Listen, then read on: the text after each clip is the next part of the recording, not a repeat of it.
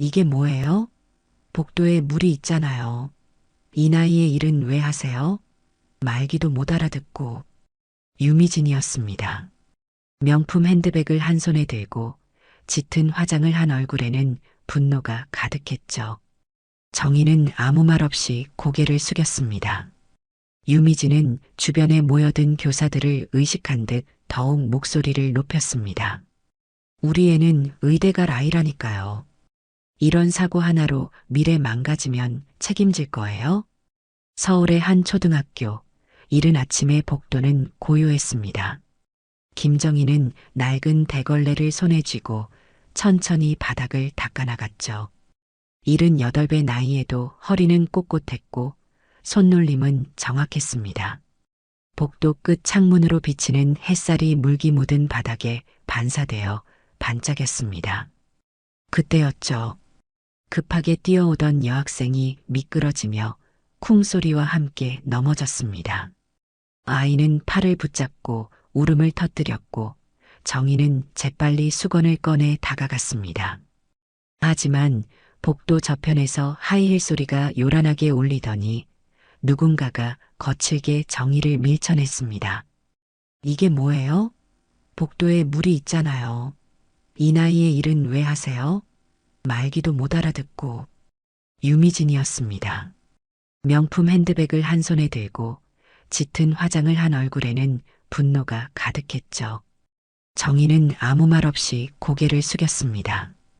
유미진은 주변에 모여든 교사들을 의식한 듯 더욱 목소리를 높였습니다. 우리 애는 의대 갈 아이라니까요. 이런 사고 하나로 미래 망가지면 책임질 거예요? 교사들은 눈치를 보며 침묵했고 몇몇은 고개를 돌렸습니다. 정희는 여전히 입을 다문 채 무릎을 꿇고 아이의 상처를 살폈죠. 수건으로 조심스럽게 팔을 감싸주는 정희의 손은 거칠었지만 따뜻했습니다. 그날 오후 교무실에서는 유미진의 목소리가 또다시 울려 퍼졌습니다. 이런 분 계속 두시면 학교 이미지에 좋을 게 없잖아요. 말기도 못 알아듣고 청소도 제대로 못하고 청담동 엄마들 다 알고 있거든요. 교장은 난감한 표정으로 고개를 끄덕였고 정희는 교무실 밖 복도에서 들려오는 말들을 묵묵히 들었습니다. 어깨가 축 처졌지만 표정은 담담했죠. 발걸음을 돌려 조용히 자리를 떴습니다. 그날 밤 정희의 작은 원룸에는 희미한 불빛만이 켜져 있었습니다. 낡은 전화기를 들어 올린 정희는 잠시 망설이다가 번호를 눌렀죠. 그 학교 맞아. 부탁 좀 하자. 수화기 너머로 들려오는 목소리는 차분했습니다. 정희는 고개를 끄덕이며 조용히 전화를 끊었죠. 창밖으로 보이는 도시의 불빛들이 차갑게 반짝였습니다. 며칠이 지난 어느 날 유미진의 집은 평소와 달리 무거운 침묵에 잠겨 있었습니다. 거실 테이블 위에는 명문의대 부설 영재학교의 봉투가 놓여 있었죠. 불합격이라는 글자가 선명하게 보였습니다. 유미진의 얼굴은 창백했고 손은 미세하게 떨렸습니다. 말이 안 되잖아요. 성적도 되고 스펙도 완벽한데 왜요? 컨설팅 회사 사무실에서 유미진의 목소리는 날카로웠습니다. 수천만 원을 들여 준비한 입시였죠. 담당자는 조심스럽게 서류를 넘기며 말했습니다. 내부 사정이 있었습니다. 모평판 문제도 영향이 있었다고 들었어요. 유미진의 얼굴이 하얗게 질렸습니다.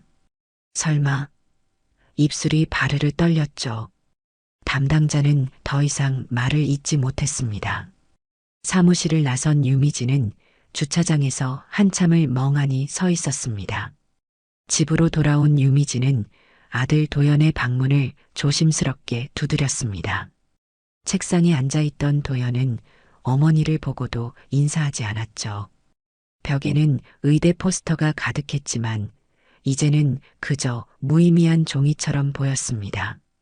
엄마가 미안해. 다른 방법을 찾아볼게. 도연은 고개를 돌렸습니다. 그냥 좀 내버려 두세요. 그날 밤 유미진은 잠을 이루지 못했습니다. 휴대폰으로 각종 입시 커뮤니티를 뒤적였지만 어디에서도 답을 찾을 수 없었죠. 새벽 3시 거실에 홀로 앉아있던 유미진은 며칠 전 학교 복도에서의 일을 떠올렸습니다. 그때 자신이 밀쳐낸 할머니의 얼굴이 선명하게 떠올랐죠.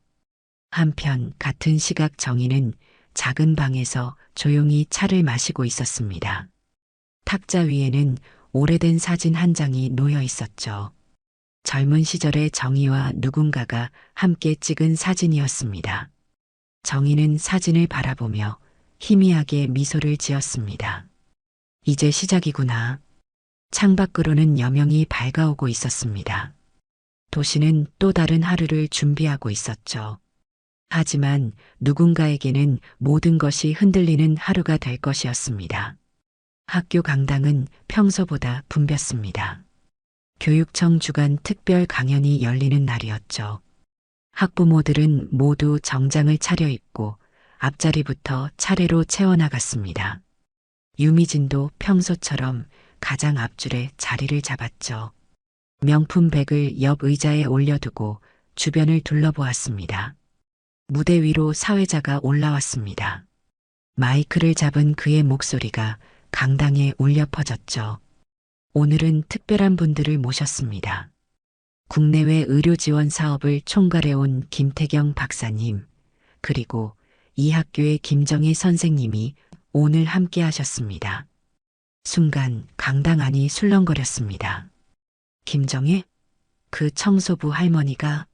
학부모들은 서로 눈빛을 주고받았죠. 유미진의 표정은 굳어졌습니다. 설마 하는 불안감이 온몸을 휘감았습니다. 무대 위로 김태경 박사가 걸어 나왔습니다. 단정한 정장 차림에 온화한 미소를 띠고 있었죠. 그리고 그 뒤를 따라 정희가 조용히 걸어 나왔습니다. 평소와 같은 소박한 차림이었지만 어딘가 달라 보였습니다. 김태경은 마이크를 잡고 차분히 말을 시작했습니다. 저는 제 언니가 선택한 삶을 존중합니다. 어떤 일이든 사람을 위한 일이니까요. 객석의 분위기가 싸늘하게 바뀌었습니다. 언니? 김정희가 김태경 박사의 언니라고? 유미진의 눈이 크게 흔들렸죠. 손에 쥔 핸드폰이 미끄러져 떨어질 뻔했습니다. 김태경은 계속해서 말을 이어갔습니다. 의료 봉사 활동에 대한 이야기, 그리고 진정한 봉사의 의미에 대해 차분히 설명했죠. 하지만 학부모들의 귀에는 아무것도 들어오지 않았습니다. 모두가 뒤편에 조용히 앉아있는 정희를 훔쳐보고 있었죠. 제 언니는 평생을 아이들을 위해 살아왔습니다. 보육교사로, 그리고 지금은 이 학교에서 말이죠. 때로는 보이지 않는 곳에서 묵묵히 일하는 것이 더 큰 가치를 지닐 때가 있습니다. 유미진은 자리에서 일어나고 싶었지만 다리에 힘이 들어가지 않았습니다. 주변 학부모들의 시선이 따갑게 느껴졌죠. 누군가가 속삭였습니다. 그럼 저번에 유미진 씨가. 강연이 끝난 후 학교는 벌집을 쑤신 듯 소란스러웠습니다. 교무실에서, 복도에서, 심지어 화장실에서까지 교사들의 수군거림이 끊이지 않았죠. 정희 할머니가 김태경 박사님 언니래. 그럼 저번 입시 불이익. 그 일 때문 아니야? 정민호 교사는 커피를 마시며 중얼거렸습니다. 갑질하면 결국 돌아오는 거지. 학부모 단체 채팅방은 불이 났습니다. 메시지가 쉴 새 없이 올라왔죠. 유미진과 같은 컨설팅을 받았던 학부모가 글을 올렸습니다. 우리 애도 이상하게 추천서에서 빠졌는데 이제 이유를 알겠네요. 학교에서 일하시는 분한테 그렇게 대하면 안 되죠. 인성이 먼저라고 하잖아요. 부모가 그러면 애들이 뭘 배우겠어요. 유미진의 휴대폰은 계속 진동했지만 그녀는 확인할 용기가 나지 않았습니다. 집안 거실 소파에 힘없이 앉아있던 유미진은 창밖을 멍하니 바라보았죠. 평소 자랑스럽게 여기던 아파트 전망도 오늘은 그저 차갑게만 느껴졌습니다. 학교에서는 또 다른 변화가 일어나고 있었습니다. 아이들이 정의를 대하는 태도가 달라졌죠. 예전에는 그저 스쳐 지나가던 아이들이 이제는 인사를 하기 시작했습니다. 할머니, 안녕하세요. 할머니, 오늘도 수고하세요. 정희는 평소와 다름없이 미소로 답했습니다. 하지만 그 미소 속에는 알 수 없는 깊이가 있었죠. 교장실에서는 긴급 회의가 열렸습니다. 교장은 난감한 표정으로 서류를 뒤적였죠. 이 일이 교육청까지 알려졌어요. 학교 이미지가. 교감이 조심스럽게 말했습니다. 김정희 선생님께 사과라도 해야 하지 않을까요? 그때 창밖으로 정희가 복도를 걷는 모습이 보였습니다. 여전히 대걸레를 들고 여전히 묵묵히 일하고 있었죠. 마치 아무 일도 없었던 것처럼. 학부모 정기 모임이 열리는 카페는 평소와 달리 차가운 분위기였습니다. 유미진이 들어서자 대화가 뚝 끊겼죠. 평소라면 가장 중심에서 목소리를 높였을 그녀였지만 오늘은 구석 자리를 찾아 조용히 앉았습니다. 우리 애도 같은 컨설팅 받았는데 이상하게 추천서에서 빠졌더라. 한 학부모가 유미진을 흘끔 보며 말했습니다. 다른이가 받아쳤죠. 청소부한테 욕했다며? 진짜 그렇게 살면 안 되지. 유미진은 커피잔을 들었지만 손이 떨려 제대로 마실 수 없었습니다. 뜨거운 커피가 흘러 손등을 적셨지만 아픈 줄도 몰랐죠. 결국 자리를 박차고 일어났습니다. 먼저 가볼게요. 아무도 붙잡지 않았습니다. 오히려 그녀가 나간 후 대화는 더욱 활발해졌죠. 집으로 돌아온 유미진은 거실에 홀로 앉아 있었습니다. 텔레비전에서는 뉴스가 흘러나왔죠. 그런데 갑자기 익숙한 이름이 들려왔습니다. 의료계의 거목 김태경 박사가 새로운 의료 지원 프로젝트를 발표했습니다. 특히 이번 프로젝트는 화면이 바뀌며 특집 기사가 나왔습니다. 복도에서 인생을 지킨 사람 김정희와 김태경 자매의 조용한 헌신. 유미진의 얼굴이 일그러졌습니다. 기사는 김정희가 과거 수십 년간 보육교사로 일하며 수많은 아이들을 돌봤다는 내용이었죠. 그리고 은퇴 후에도 학교에서 아이들 곁을 지키고 있다는 이야기였습니다. 엄마, 도연이 거실로 나왔습니다. 아들의 눈빛에는 실망이 가득했죠. 엄마, 왜 그런 말 했어? 유미진은 대답할 수 없었습니다. 입술만 달싹거릴 뿐이었죠. 도연은 한숨을 쉬며 다시 방으로 들어갔습니다. 문이 닫히는 소리가 유난히 크게 들렸습니다. 그날 밤 유미진은 거울 앞에 서서 자신을 바라보았습니다. 늘 완벽하게 가꾸던 얼굴이 오늘은 낯설게 느껴졌죠. 명품으로 치장한 겉모습 아래 진짜 자신의 모습은 무엇이었을까요? 휴대폰이 울렸습니다. 메일 알림이었죠. 입시 관련 보류 요청 마이너스 땡땡 재단. 유미진의 손에서 휴대폰이 미끄러져 떨어졌습니다. 비가 추적추적 내리는 아침이었습니다. 유미진은 학교 정문 앞에서 우산도 쓰지 않은 채 서 있었죠. 평소의 화려한 모습은 온데간데 없고 화장기 없는 얼굴은 창백했습니다. 빗물인지 눈물인지 모를 것들이 뺨을 타고 흘러내렸습니다. 정희가 느린 걸음으로 학교로 들어서고 있었습니다. 유미진은 떨리는 발걸음으로 다가갔죠. 그리고 갑자기 그 자리에 무릎을 꿇었습니다. 차가운 빗물이 고인 보도블록 위였습니다. 제가 너무 무례했어요. 우리 애가 이렇게 된 것도 다. 목소리는 떨렸고 말은 제대로 이어지지 않았습니다. 정희는 걸음을 멈추지 않았죠. 우산을 씌워주지도 않았습니다. 그저 묵묵히 지나쳐갔습니다. 뒤돌아보지도 않았죠. 유미진은 그 자리에 그대로 무릎을 꿇고 있었습니다. 지나가는 학부모들이 수군거렸지만 이제는 그런 것도 신경 쓰이지 않았죠. 빗속에 홀로 남겨진 유미진은 흐느꼈습니다. 미안해요. 정말 미안해요. 하지만 그 말은 빗소리에 묻혀 사라졌습니다. 정희는 이미 건물 안으로 들어가 버렸죠. 학교 안복도에서 정희는 평소처럼 청소를 시작했습니다. 물걸레질을 하는 손놀림은 여전히 정확했죠. 지나가던 교사가 조심스럽게 말을 걸었습니다. 밖에 유미진 씨가. 정희는 잠깐 손을 멈췄다가 다시 일을 계속했습니다. 아무 말도 하지 않았죠. 교사는 더 이상 말을 잇지 못했습니다. 한편 교장실에서는 긴급 대책회의가 열리고 있었습니다. 이 사건이 언론에 알려지면서 학교 이미지가 크게 실추되었죠. 하지만 정희는 여전히 아무런 요구도 하지 않았습니다. 그저 매일 출근해서 묵묵히 일할 뿐이었죠. 유미진은 결국 빗속에서 1시간 넘게 무릎을 꿇고 있다가 힘없이 일어섰습니다. 휴대폰을 꺼내보니 여러 개의 부재중 전화와 메시지가 와 있었죠. 그 중에는 입시 관련 보류 요청 마이너스 땡땡 재단이라는 메일도 있었습니다. 모든 것이 무너져 내렸습니다.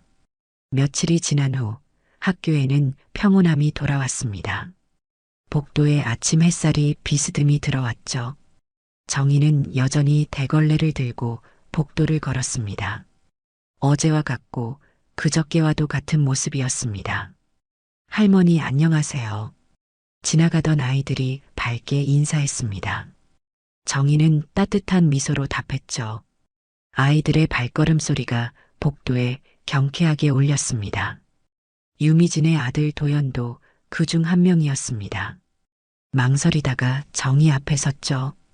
할머니, 저희 엄마가 정말 죄송하다고. 제가 대신 사과드려요. 정희는 도연을 가만히 바라보았습니다. 그리고 부드럽게 말했죠. 괜찮아. 너는 좋은 아이구나. 도연의 눈가가 붉어졌습니다. 고개를 깊이 숙이고 교실로 향했죠. 점심시간 교무실에서 교사들이 모여 이야기를 나누고 있었습니다. 정민호 교사가 창밖을 보며 말했죠. 정희 선생님, 정말 대단하신 분이었네요. 그러게요. 우리가 몰라봤죠. 그때 정희가 복도를 지나가는 모습이 보였습니다. 여전히 낡은 대걸레를 들고 여전히 조용히 일하고 있었죠. 오후가 되자 김태경 박사가 학교를 찾아왔습니다. 정희와 함께 교정을 천천히 걸었죠. 두 자매는 많은 말을 나누지 않았습니다. 그저 나란히 걸을 뿐이었죠. 언니 괜찮아? 당연하지. 정희의 대답은 짧았지만 단단했습니다. 김태경은 언니를 바라보며 희미하게 미소 지었죠. 해가 저물 무렵 정희는 복도 끝에 서서 긴 그림자를 바라보았습니다. 그리고 조용히 혼잣말처럼 중얼거렸죠. 복도는 언제나 사람의 발자국을 기억하거든. 카메라는 천천히 멀어졌습니다. 텅 빈 복도에는 석양빛이 가득했고 그 끝에는 정희의 조용한 그림자가 길게 늘어서 있었죠. 복도는 내일도 모레도 그대로일 것입니다. 그리고 정희도 그곳에 있을 것입니다. 묵묵히 당당히. 계절이 바뀌어 가을이 찾아왔습니다. 학교 앞 은행나무 잎이 노랗게 물들었죠. 정희는 여전히 매일 아침 학교에 출근했습니다. 떨어진 낙엽을 쓸어 담는 모습은 한 폭의 그림 같았습니다. 유미진 가족은 결국 다른 지역으로 이사를 갔다고 했습니다. 도연은 마지막까지 정희에게 편지를 남겼죠. 할머니 덕분에 정말 중요한 것을 배웠습니다라는 짧은 문장이었지만 정희는 그 편지를 소중히 간직했습니다. 어느 날 오후 정희는 빈 교실에서 창밖을 바라보고 있었습니다. 그때 젊은 교사가 조심스럽게 다가왔죠. 선생님, 왜 그때 아무 말씀도 안 하셨어요? 김태경 박사님이 동생이신 것도, 과거에 보육교사셨던 것도 정희는 잠시 침묵하다가 조용히 답했습니다. 힘은 보여주는 게 아니라 필요할 때 쓰는 거란다. 교사는 고개를 끄덕였습니다. 정희의 말에는 깊은 울림이 있었죠. 시간이 흘러 학교에는 새로운 변화가 생겼습니다. 정희 할머니의 도서관이라는 작은 공간이 만들어졌죠. 아이들이 쉬는 시간에 편하게 들러 책을 읽을 수 있는 곳이었습니다. 정희는 가끔 그곳에서 아이들에게 책을 읽어주기도 했습니다. 마지막 장면, 정희는 다시 복도에 섰습니다. 대걸레를 든 손은 여전히 단단했고 눈빛은 여전히 맑았죠. 아이들이 뛰어다니며 인사를 건넸습니다. 할머니 사랑해요. 정희는 미소를 지으며 손을 흔들었습니다. 그 순간 복도 끝에서 김태경이 걸어왔죠. 두 자매는 서로를 바라보며 미소를 나누었습니다. 말은 필요 없었습니다. 햇살이 복도를 가득 채웠습니다. 정희의 그림자는 여전히 길게 드리워져 있었고 그 그림자 속에는 수많은 이야기가 담겨 있었죠. 보이지 않는 곳에서 묵묵히 살아가는 사람들, 그들이 만들어내는 조용한 권위. 정희는 오늘도 복도를 걸었습니다. 그리고 내일도 그곳에 있을 것입니다. 복도가 기억하는 한 영원히.